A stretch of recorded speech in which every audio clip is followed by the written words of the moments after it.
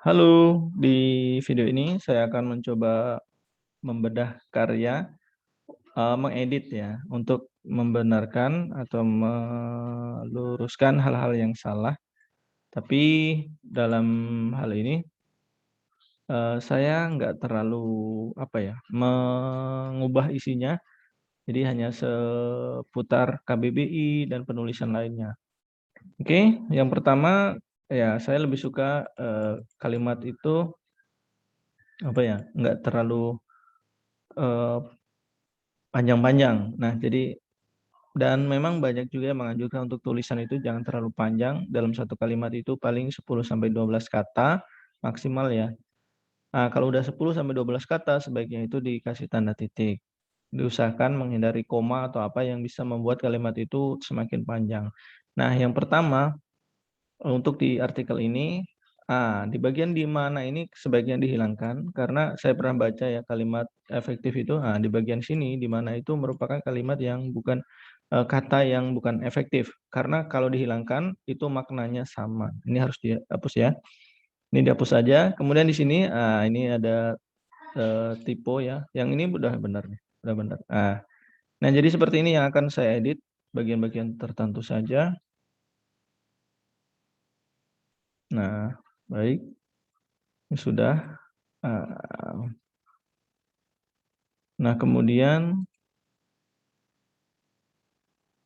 nah bagian ini ya, bagian ininya. Nah, ini kan bahasa Inggris, sebaiknya, dalam menuliskannya ini di garis miring aja atau dibikin miring katanya ya, kata-katanya dibikin miring, kemudian HP ini kalau bisa ditulis lengkap handphone gitu ya, atau gawai atau gadget, nah itu boleh. Oke ya, selanjutnya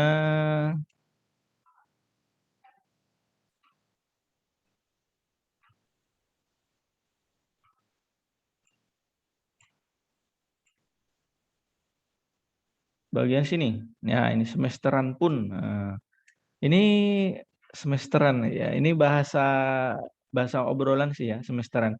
Jadi sebaiknya ditulis ulangan harian atau penilaian semester atau UAS atau UTS, nah sebaiknya ditulisnya itu. Jadi kalau semesteran itu bahasa obrolan sih ya, ini diganti aja. Nah ini juga, ini dalam bahasa Inggris sebaiknya diganti, dimiringkan. Oke. Sekali lagi saya nggak terlalu mengedit maknanya ya, karena sudah bagus. Nah, sebaiknya ini naskahnya agak panjang, ya. Awalnya memang berat untuk belajar daring karena tidak bisa bertatap muka langsung di kelas seperti biasa. Ini perlu dispasi ya, di spasi kelas gitu. Nah, ini menurut saya terlalu panjang karena ini berapa ini? Wah, 1, 2, 3 baris ya, 3 kalimat, 3 baris dalam satu kalimat. Ini kalau saya baca, ngos-ngosan ya atau ngap. Orang tua bisa berkonsultasi dengan guru lewat media WhatsApp atau telepon.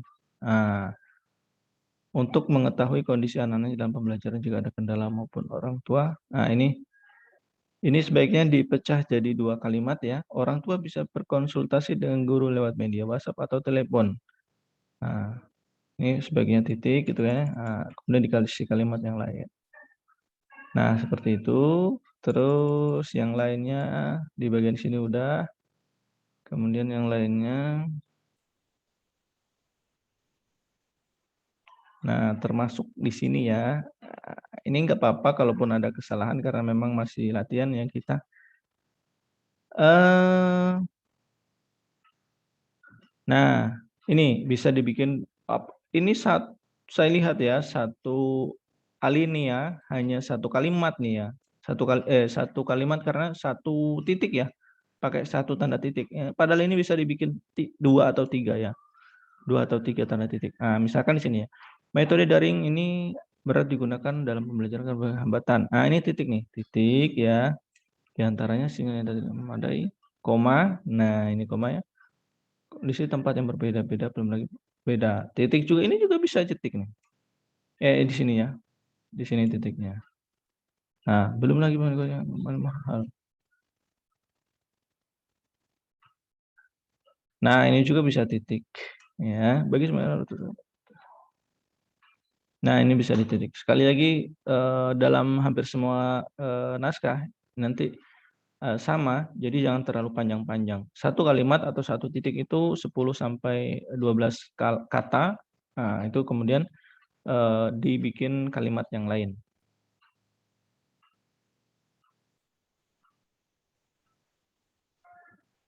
Nah, di sini sebaiknya diganti ya, maka dari itu pembelajaran ini, udah ada itu, ada ini pula ya.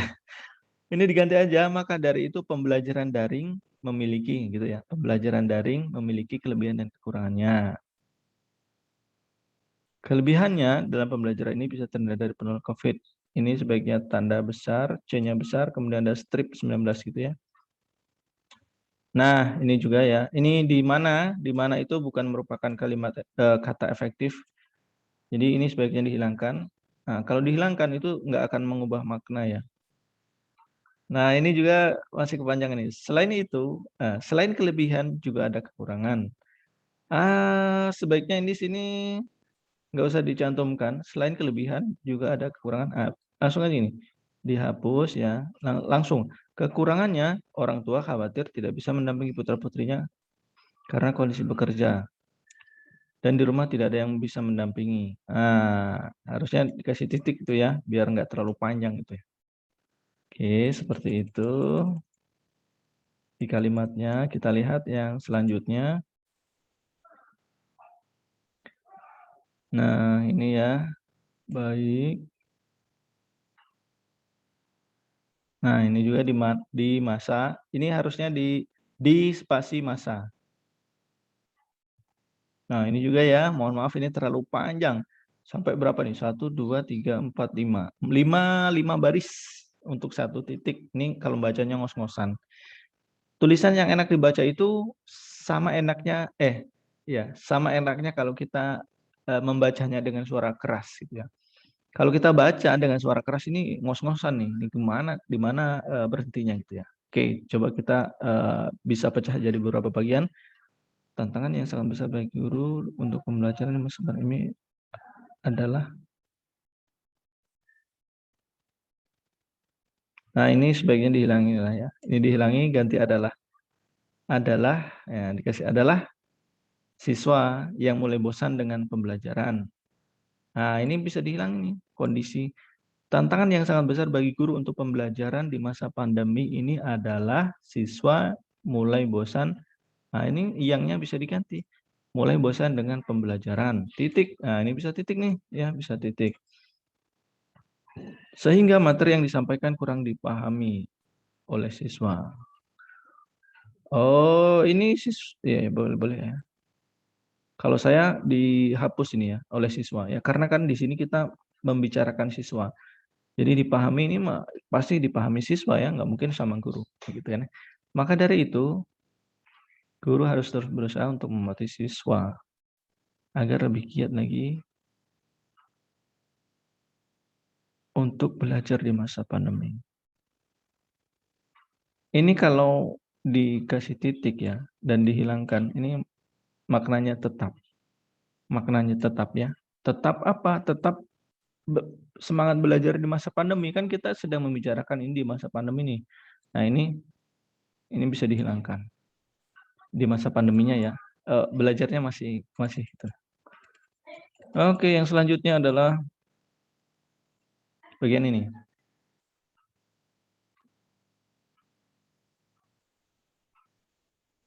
Ya, lihat. Maaf, ke bawah tadi mana ya? Nah, ini masih tinggal satu lagi ya. Oke, di bagian sini.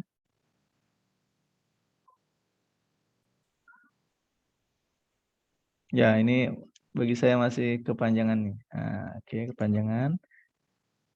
Ini juga.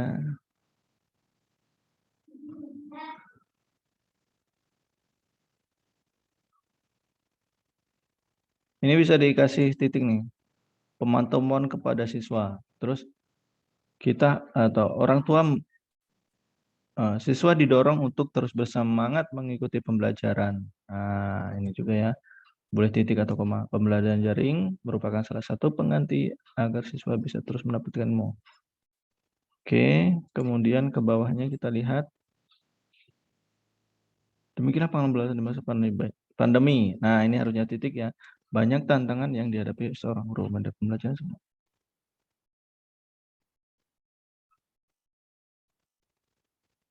Oke, itu untuk karya yang bedah kali ini. Mudah-mudahan bermanfaat.